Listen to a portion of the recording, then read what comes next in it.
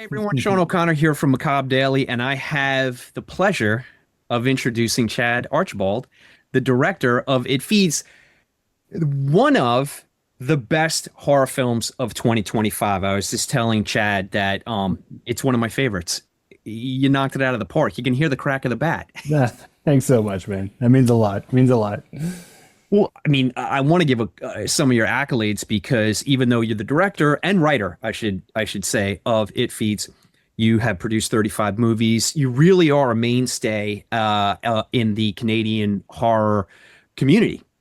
You produced Vicious Fun, which I thought was phenomenal. The Oak Room, which was like a throwback to just a great noir mystery, which we don't get a lot of these days. Kind of sad that they're disappearing, but I love the fact that we got that one.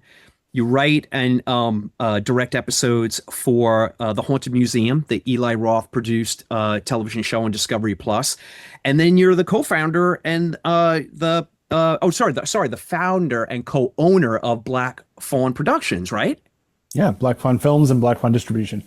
So, I mean, yeah, I'm getting exhausted just talking about all the stuff you do. Yeah, I mean, we've been doing it for a while. It's exciting though, man. It's fun to have this movie out and do something, a little bit different. Like you mentioned, we love doing Vicious Fun. It was a horror comedy. We loved Oak Room. It was something very different. I mean, we never want to make the same film over and over, but this was something that we really wanted to do because I think, through a lot of our films, we do a lot of genre films, a lot of horror films. But I don't know if we really have ever nailed a movie that scared the shit out of people. So that was one of our aims for this one for sure. I think that's all about to change. I really do. I have to show you something. So my process when I sit down, I get a screener and I review a film. So I take my pad out and I sit down and I start writing notes as I'm watching the movie, so it's all fresh, and I can give a film a fair shot, what works, what doesn't, how scenes play out. And I got about 20 minutes into the film and I put this down and I put the pen down and I just said, no, you know what? This is going to have to be one of those movies that I watch through just to get the experience. And then I'll come back and I'll rewatch it, which I did. And then I'll start taking my notes. So I think, from that standpoint, not that it means anything, but there's no higher praise because it captured my attention so fully. The opening is so great. I want to call one thing out, and everybody, we're talking about It Feeds, which is going to release. Chad, do me a favor, give the Canadian release and the States release because I know they're different dates, right? Absolutely. Yeah, it hits theaters in Canada on April 16th, and the US, it hits theaters April 18th. It's also on VOD through Samuel Goldwyn. Perfect. And Macabre Daily is going to do all it can to put as many eyes as possible on this film because we can't let movies like It Feeds fall off radar. It's unfortunate. I mean, look, because you're in the industry that you get a certain window and you just have to, we're over here. Everybody, check us out. We've been doing it for 15 years, Yeah. So we're gonna bang as many drums as we can for this film because it really does deserve the widest audience that it can get. But back to my point, you hooked me in this film, and it's a simple scene, but I was like, oh shoot, Chad, what are you doing? This is. Maybe I come in with a preconceived notion because I see so many films from Macabre Daily and, to varying degrees. But the baseline is that we at Macabre Daily always appreciate the skill and effort it goes into. Nobody ever wants to make a bad movie. So even if it doesn't turn out the way people had envisioned it, for whatever reason, we always appreciate the effort that was put in. So I'm watching this film. I've never heard of It Feeds except for the marketing material that was sent to us. And I'm 10, 15 minutes in, and you have this scene, and I'm not giving away any spoilers. I'm not going to spoil anything. Yeah. But there's a scene with Ashley Greene, Cynthia, and her daughter, Erin O'Brien, who plays Jordan, and they're talking to Larry, who is a client of theirs. She's a therapist. And then we get the break-in of Shawn Ashmore, and it kind of sets the movie in motion of what's going on. but you do something so sly and so tricky. You have this like emotional, dramatic moment. I mean, it really lands, and all of a sudden we have the stakes of our film. And you cut back to Larry because the audience has forgotten that he's there and he's got his cup of tea. And I'm like, I'm watching a film on a level that I hadn't expected that this was going to be, because you know exactly what you're doing. You wrote the script and you directed it. So I'm going to stop sucking the air out of the room and shut up for a second. You got to tell me where the idea came from. And I am, I'm a fan of Bite, and I'm a fan of Heretic and I'll Bury the Dead. But I see your trajectory as a director. And I hope this doesn't offend, but you get better and better and better. And then with It Feeds, there's no chart for the progression. You're off the chart now. So tell us a little bit about the film. How it started. Thanks so much, man. First of all, I mean, it means a lot to you, all the kind words for sure. It's been a long journey getting this movie done and getting it out there. So, I mean, it's an exciting time for us right now, actually finally getting eyes on this movie. I mean, we've had nothing but good reviews and good support so far. So, yeah, I mean, the movie came together in a weird way. It's like, we write a ton of horror films. We're always doing treatments. We're always pitching ideas. We're always reading people's stuff. So, I mean, a lot of what we do every day is just try to figure out what we want to do next and what inspires us and what we're excited about. And we've never really been a company that's trying to like knock out a bunch of movies. We're really always about like, what's good for, what do we want to put out there that we are excited about, So, I mean, it's got trickier over the years because, I'm sure you watch so many horror films, you see so many movies being made, you see so many treatments, and you're trying to come up with something that, feels personal still, but, you think you can make and achieve on a budget and go out there and just like, be really proud of it whenever it goes out to the world. So, I mean, this was something that I think for me, I really stopped trying to kind of, I started putting together ideas where I was like, I really want to make something that, is inspired by a bunch of the films that I love, that I'm going to have a really fun time writing and directing.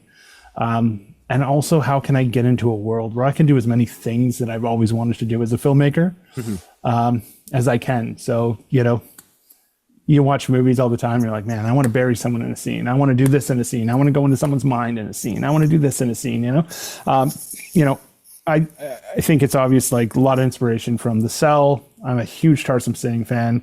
I think his movies and his visuals are so mind blowing, and I've always wanted to do something like that. But we've made a lot of our movies with nothing. Like Bite was like $85,000. It's like same with the Heretics. Like there were such small budgets that you would never really be able to go and create worlds. Where this is the first time that we said, screw it, we're going to write something and go out there and raise a budget for it and get it made. So, instantly wanted to do something where it's like, we can travel into people's minds, like we can create worlds and create nightmares and, just do something that, really has a little bit of a fantasy element to it. I grew up on that stuff. I love that stuff. I drew ideas even from like, Never Ending Story, like there's a lot of things. I always loved Nightmare on Elm Street, always wanted to do a movie where, you can go in and break all the rules, I always say that about horror films. They're so fun to make because you can, or even to write because you can just break all the rules. Like they don't need to live in reality. Right. Yeah. So, I mean, this really, allowed me to sit down and write something where I was like, oh shit, what can we do here? Well, what would be amazing here? Or what would be, something that I've always wanted to do here. And man, I hadn't written a script full script that I was like really, really proud of in probably 5 years, since I'll Take Your Dead. And it came together in like 7 days. Like it just sat down, and once it clicked, I just wrote for 7 days, got the script, obviously first draft of it, then went out and worked it with the team and got it to a point where, we were all happy with it. And it just, it moved. And to be honest, there's a lot of stuff that was in that script that I absolutely love that we just never had the budget to do. But I'm really happy with, how it all came together and how we all, it's a big team for us, but still, in the scale of a movie like this, it's still all of us hands on deck trying to make something as big as humanly possible with as little amount of money as we could. It shows though, because it's so rich, it's character driven. I mean, the chemistry between Ashley, and let me make sure I'm just butchering the names here. I want to make sure I have everything right, because I'll take your dead, not I'll bury your dead. I gave you a completely new It happens all the time. The chemistry between Ellie and Ashley is fantastic. You really believe their characters, but also you believe it's that mother-daughter dynamic. I'm not a mother nor a daughter, but I do have daughters, so it felt real. Ellie felt real. The decisions that Ashley was making, based off the actions that Ellie takes, felt very parental and very real, to me. So everything works. And again, we've talked about, the fantasy element, the horror element, and breaking the rules. You do take this film in all sorts of directions that are fantastic and sinister and dreadful and great for those reasons. But the actions that the characters make never trip into, well, that doesn't seem like something that is real, or that doesn't seem like something that someone would do. Then you introduce Juno as Agatha, and then forget it. I mean, forget it. I don't even want to spoil the fun that people are going to have with Agatha. I will say you may have opened up Pandora's box, because I feel like people are going to want to see Agatha in a haunted Scottish castle, or have a little offshoot. Yeah, absolutely. And I mean, it was important for me too to write some sort of comedy in the movie. Like it deals with a lot of dark, heavy themes, and a lot of trauma. But I wanted to make sure that you could still have a fun ride while going through it, but also like navigating that humor so that it's like, it's fun, but it's not like I'm supposed to be slapping my knee laughing, like you never wanted to come across as like, oh, here's that jokey character. So, it was important to find someone. And Juno Rinaldi came in, and she is in a show called Working Moms here in Canada. And it's, she's just amazing and awesome and nailed the character. Yeah. And I tried to I was actually watching first season of Yellow Jackets when I was like writing through this as well. And Christine Ricci's, her character on that, has such quirky moments, but still, while they're chopping up a body or something, and it's like, it's really, really hard. I think even us going through Vicious Fun, trying to navigate like where humor and horror kind of, where's that sweet spot in between them, and kind of really finding the tone so that, you can still, you don't lose all the tension as soon as someone makes a joke, but, you can kind of still pepper them in there so that you're still having fun. And, that was something that we really workshopped throughout writing the script and the edit as well. Because Juno's also hilarious. Man, there's so much stuff. There were some things in it that were so funny that I actually had to cut them out because I was like, this tonally, it makes everything so wacky. But yeah, luckily, we kept so much good stuff in there with her. You've got a great ear for the balance of dialogue, because I agree with you. You can have a comedic moment hit and land, but it does diffuse all that tension. That doesn't happen in this film. Specifically that scene with Larry that I was talking about, and you're going to see it in the review when it comes out. There are a lot of filmmakers that might shy away from that because they're like, you know what, we built, and then we kind of pop the bubble, and it's going to diffuse all of that. You do it in such an expert way that it actually doesn't diffuse it, it expands it.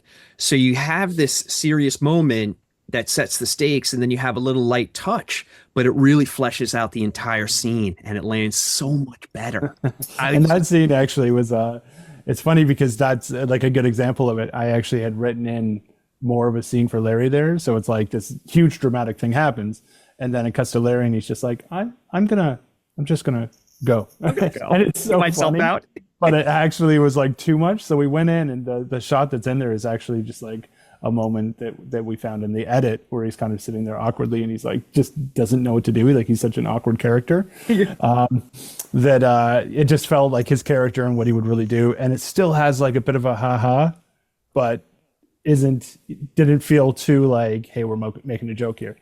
And it's funny how, like, trying to kind of embrace these elements creatively when you write, it was kind of an accident because I actually had written these scenes, and then whenever I reread it, I was like, oh my God, I didn't get rid of Larry.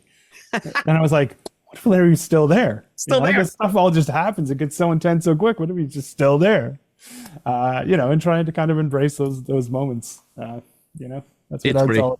These little happy accidents. I have to ask you, and you don't have to answer if you don't want. If you want to keep it a secret, don't give away chef recipes. The practical and the digital, I thought the effects were incredible in this film. I mean, absolutely incredible.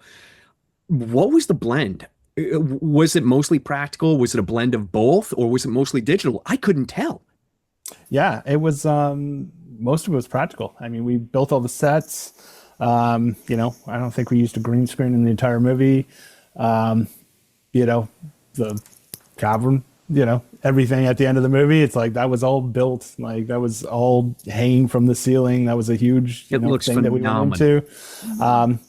As far as the creature, that's Brooklyn Marshall. She's in makeup head to toe. That's completely, there's nothing. The only thing digital on her is actually, we removed just her nose. Okay. There's a little bit of a hole there, and there's 2 little dots in her eyes. It's when people see this film, they're not going to believe it. They're literally not going to believe that there isn't more manipulation involved there. And I don't mean manipulation in a bad way, but there's not more digital assistance. The practical effects in this movie, they're incredible. They're absolutely incredible, and they really anchor you into what's going on and scare the living nightmares out of you. I mean, if you were looking to make a movie that is unbelievably scary, but also heartfelt, also have moments of tenderness and humor, and they're all organic and they all work perfectly together. Again, Chad, I'm getting sick of myself. You up and down, Well, I mean, it was, I think a big thing for us has always been practical effects. And, we started doing it just because we never had the money for visual effects. We had a good VFX team on this movie that just did, mostly cleanups here and there. And there's some like tentacle things and, some little moments that were like, they just have to be digital. Yeah. But really, as far as like 3D digital, like nothing. I think there's one shot in the entire movie.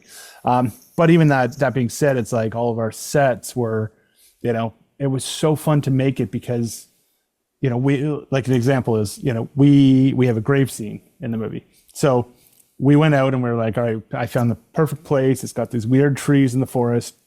We're digging a grave here and we're going to shoot them in it. And we're going to do as much as we can. And then, we're going to pick it up with a tiny little set somewhere. So we got there and, we've got cranes there. We've got all the stuff out there, big lights, trucks in the middle of this forest. We start digging and we get about 2 feet down and it's just rock. Like flat shield of rock, and we're like, oh my gosh, we've got the cast out here, everyone's ready, and it's like, how am I going to film them digging like so deep down when we only have like it's just deep, yeah. Much room? And I was standing there trying to figure out what we were going to do, and I was like, oh my God, they're going to have to deal with me with this because they've got shovels as well. So it's like even their shovels, So we went and cut their shovels in half and got them on their knees on a sound blanket and piled up dirt around. So it looks like they're, doing that, but they're really just like on their knees pretending to dig. Then we went back and we actually built this grave set. So it's, on scaffolding and it's, probably, 10 feet high. So, we built a ground level up top and then the grave, which was about 6 feet.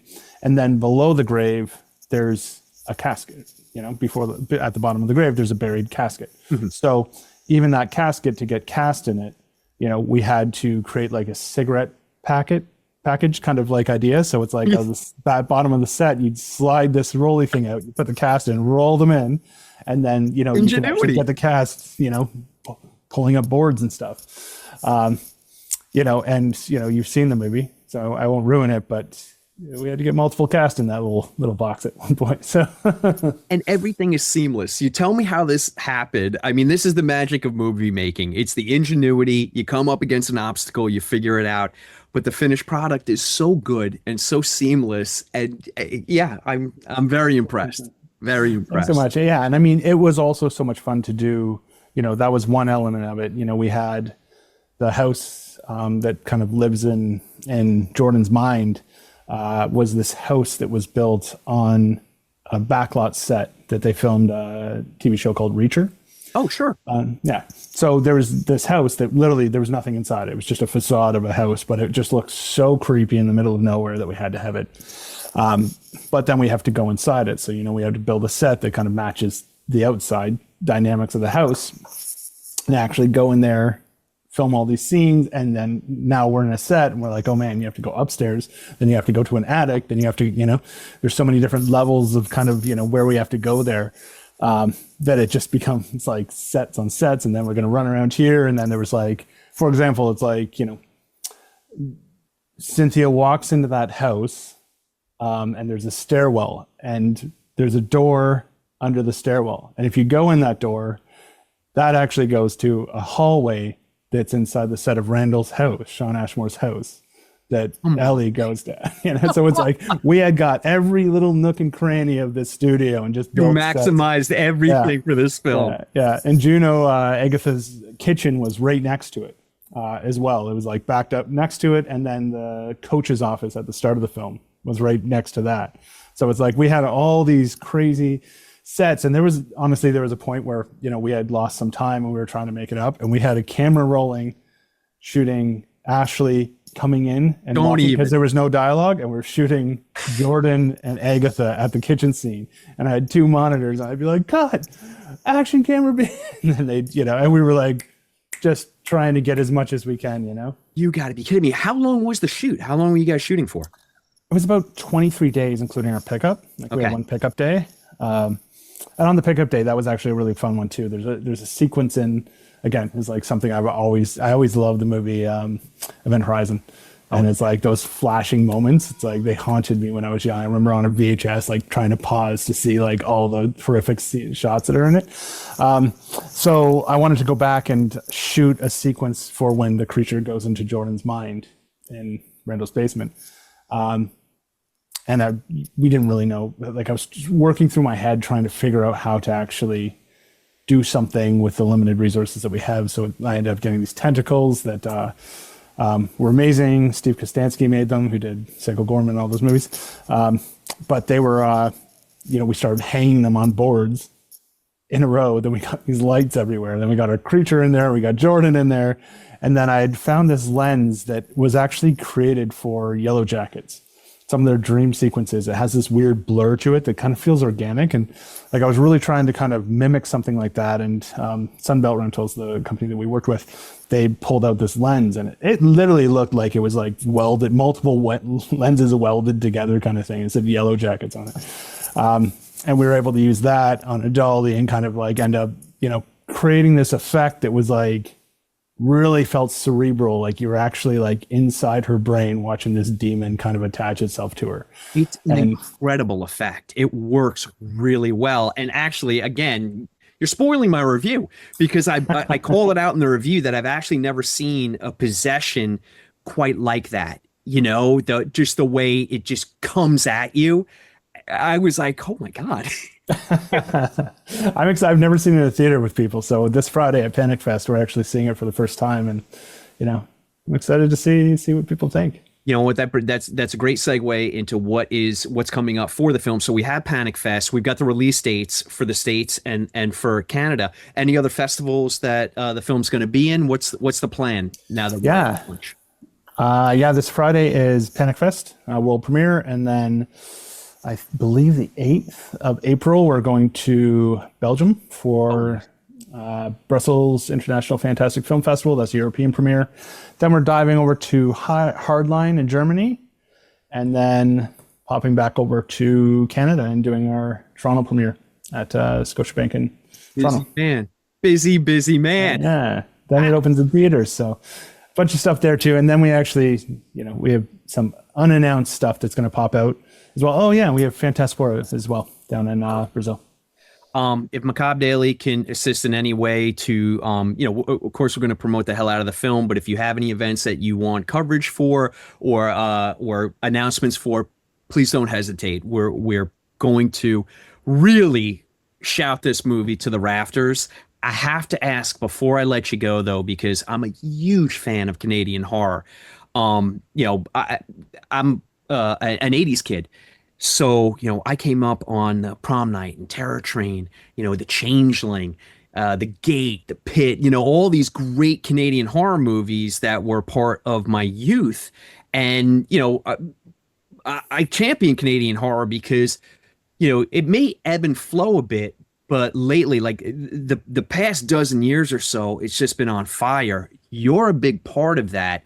And I just want to get your take on where you think Canadian horror is going to go in the future, because it's really having a moment. And if I may, to apologize on behalf of the normal people in the United States who we love Canada and we support Canada, and this is for you. Okay. I love film because film brings everyone together, it's I mean, we've been a big fan of Canadian horror, and our distribution company generally, the majority of the stuff that we release here in Canada is Canadian. So I mean, it's been awesome over the years to kind of watch it evolve and really see young filmmakers come up. And I mean, I feel like now we've been making movies for a while. It's been really exciting watching some younger filmmakers kind of come out of the woodwork and really start making some awesome films. I mean, nothing's stopping up here. Everyone's making movies. It's really exciting. Canadian Film Fest is on this weekend. Blood in the Snow Film Festival, they're always putting so much stuff out, and it's a big part of what we do is kind of, trying to nurture Canadian film and, try to be there for even films that we're not part of. We read so many scripts on movies that, we don't know if they'll work for us, but we'll definitely give notes and try to nurture them because, man, it's always been fun to kind of wave the flag in other countries around the world as we do this. And, we've always been really, really proud of what we're doing up here. I mean, I think that's the great thing about film and genre film in general is it's so supportive. I mean, it really is. It's a gigantic community, but it honestly feels like a little small community because there's so much support there. So we'll fans are the best people in the world. Yeah, got that right. Yeah, so many people. Right. General public is like scared, but they're some of the horror conventions. They're just the nicest, least egos, most amazing people in the world, and can't say enough good things about horror fans. I have a son now, and I swear I just want him to be a little horror geek. Well, I mean, probably going to happen. yeah, let's face it here. It's been a blast talking to you. I'm actually going to be talking to you next week with a couple more people. I don't want to spoil anything, but I wanted to get you by yourself, by your lonesome, because you really do deserve so many accolades for putting this film together and writing it and directing it. You've done an incredible job, and I can't wait to see no rush, please have a rest. I need you healthy, but I can't wait to see what you do next. Awesome. Thanks so much, man. I appreciate this so much and everything that you do for independent horror films and all that. It means a lot, You got it. Let's keep making movies. Absolutely. Chad, it's been a blast. I'll talk to you next week. Have so much fun at Panic Fest. And don't forget to enjoy yourself. Yeah. Thanks so much, Sean. Take care.